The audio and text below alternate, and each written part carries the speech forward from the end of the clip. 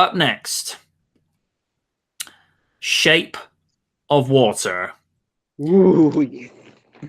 Under the recommendation of the esteemed Kaiju Noir, I decided to partake Guillermo del Toro's Shape of Water that explored a romantic sci-fi fantasy story of a mute woman forming a romantic relationship in what is basically Abe Sapien from the Hellboy franchise, which was oddly enough played also by Doug Jones. Yes. I want you to keep this in mind with this flick. At the Academy Awards, it won Best Production Design, Best Original Score, Best Director, and Best Picture. And Del Toro did this with a budget for $30 million. Wow. In Hollywood terms, that's chump change these days. And yes, and yet his movie scooped up 4 of the 24 awards at the 90th annual Oscars. That says a lot. I could not fault anyone's performance. Richard Jenkins puts in a decent performance as Eliza's neighbor. Octavia Spencer plays a good supporting role.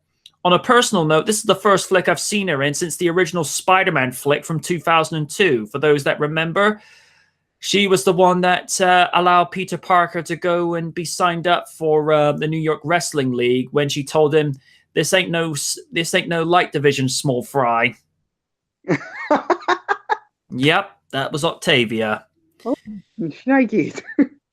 Michael Shannon plays a ruthless douchebag as only he knows how, but he's good at what he does. Sally Hawkins as Eliza Esposito is what blew me away with her performance. It's difficult enough for any performer to steal the show by trying to remember their lines and then conveying it in their role. But she is acting with no dialogue and only acting with her body and facial expressions, which I think is even more daunting for any actor to do. But to her credit, she showed her acting chops and then some, showing the emotion and conviction for the creature. This is just a good example of what you can produce when you have a limited budget and turn it into gold. And has to be said, if I had not known that Sally Hawkins was 41 before going into this movie, I would have said she was in her early 30s. I'm looking at her and I'm like, hey. And the scene with her and the love scene between her and the aquatic creature, I'm like, okay, this is different. I was like, okay. If you haven't seen Shape of Water, by all means, give it at least a look and be open-minded with it, because this is not your average movie. But then again, Del Toro is not your average director. I mean, this is the man that gave us two credible Hellboy movies. That says a lot. And Pan's Labyrinth, too. I never actually did see that, but I did hear a lot of good stuff about it. Oh, it's good. The visual effects are absolutely beautiful. All right. Who else saw Shape of Water? I did. Go ahead. All right. I got a kick out of this film. Visually stunning, wonderfully acted. It was an unconventional love story. Didn't know how to feel about that whole fish man woman love story, but I kind of liked it. I'm like, okay, we're doing this. We're doing this, all right. I love this movie. It's a shame. This is what we could have gotten if for the Dark Universe had Del Toro stayed with them.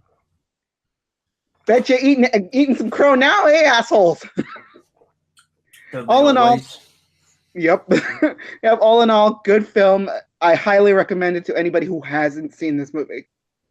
I think what really did it for me as well, as I mentioned, the score that they had for this movie, particularly this very sort of, I don't want to say like sort of show tunes or anyway, but this very sort of late 30s, early 40s songs that Eliza would be listening to. I'm like, ooh, it's like, yeah, keep doing this. I like this. This is nice. Yeah. But also, the only thing I will say that that hurts me a little bit. I get this scene was just to emphasize that this is a wild creature, but did you have to do that to the kitty cat? Aww, And I like cats. Although I found it interesting that Richard Jenkins' character had named her Pandora. I'm like, I don't know if I would name a cat after the name of the box of all the ill wills in the world. So basically, a flamed Twitter section.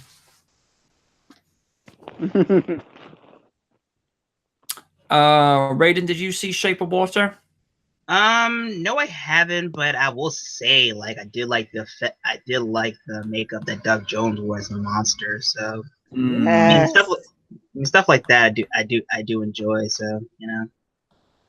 And again, it's the fact that Del Toro did this on a budget compared to, say, a movie that's working with 150, 200, maybe 250. His studio says, here's 30 million, knock it out the park. And he's like, okay, challenge accepted. Kaiju, you're up. Okay. I've always been a fan of Guillermo del Toro's work for about the last 10 years, starting with the Hellboy films, eventually going back to watch Pan's Labyrinth, and eventually falling in love with the original Pacific Rim. This is a director with an immense amount of talent and imagination. And unfortunately, this is also an individual who tends to get screwed by Hollywood every now and then. Most definitely. So when I heard that Del Toro was making what is essentially his take on the creature from the Black Lagoon, I couldn't be happier. It's especially all the more ironic that this film ended up garnering so much praise and success when it was originally rejected by Universal as an actual Black Lagoon remake in favor of The Mummy.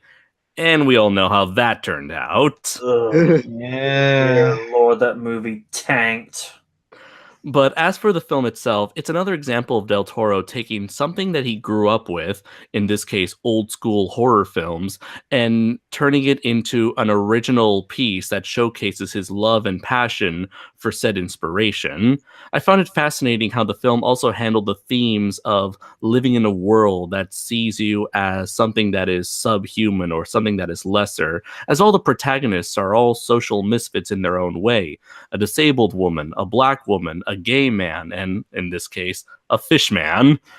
Together, these characters form a wonderfully touching family-like group that, as they deal with the main character's bond with this strange aquatic amphibious man, the creature itself is also handled remarkably, as it toes the line between a thinking and emotional individual as well as an animalistic being that attacks when it's threatened and hunts when it's hungry.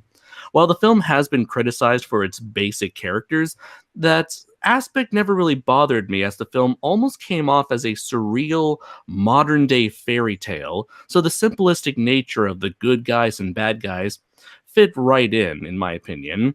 Finally, I heavily enjoyed the relationship between Sally Hawkins' character and the creature, which is primarily in part due to her incredible performance, despite not being able to utter a single word. If anything, my biggest gripe with the film is its ending, where I think it went too far into the fairy tale aspect, but with how much I liked the rest of the movie, I could let it slide. Overall, it was another intriguing outing by Del Toro and its crew. While the man was screwed out of his chance to direct Pacific Rim 2, at least it gave him the chance to win himself an Oscar and shout, "Suck it, Hollywood!"